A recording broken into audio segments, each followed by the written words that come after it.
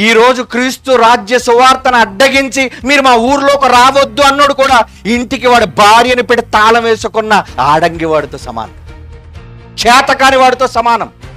చెప్పండి ఎవరితోనైనా, don't care. తరలా భయపడేవాళ్ళం కాదు కదా, భయపడితే మేసం ఎందుకు దిగుతారు? మేమే గొప్పోళ్ళు, మేమే పెద్ద పౌరుషంగాళ్ళం, పోటుగాళ్ళం అనుకుంటారు కదా చాలామంది. మీరే కాదురా పోటుగాడిని, బైబిల్ చదివిన నేను పోటుగాడిని. మరి బైబిల్ తెలుసు నాకు. అలాగని నేను అబద్ధం చెప్పను, వాస్తవం మాట్లాడతా, ఉన్నది ఉన్నట్టుగా చెప్తా. చేతనైతే నన్ను తప్పని నిరూపించు, అంతే కదండి.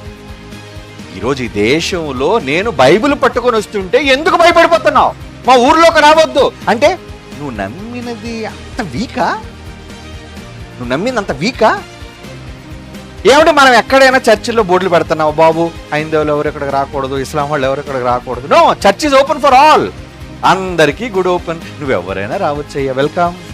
యెహోవా చేత ఆశీర్వదింపబడినవాడా లోనకి రమ్ము. బోర్డు పెడతారు మన వాళ్ళు, వచ్చి కూర్చో, నీకోసం ప్రార్థన చేయమంటే ప్రార్థన చేస్తాం. అంతేగాని క్రైస్తవులకు తప్ప హైందువులకు మాత్రం మా గుడుల్లో నీకు అనుమతి లేదు అని అన్నావంటే ఏంటనమాట? ఎందుకండి ఒకళ్ళు ఏ పాస్టర్ని పెట్టర్లేండి, ఏ పాస్టర్ని అలా పెట్టారనుకోండి, అప్పుడు మనం ఏమనుకోవాలంటే నీ చర్చి మెంబర్స్ వాళ్ళు వచ్చి ఒకళ్ళు కరపత్రాలు పెంచితే కరపత్రాన్ని చదివేసి ఈ దేవుడు కరెక్ట్ కాదేమో నేను వెళ్ళిపోతాను పదండి. మనం అంత వీక్ కాదండి. మనం నమ్మిన గ్రంథం బైబిల్ అంత వీక్ కాదండి, చాలా స్ట్రాంగ్, గట్టిది.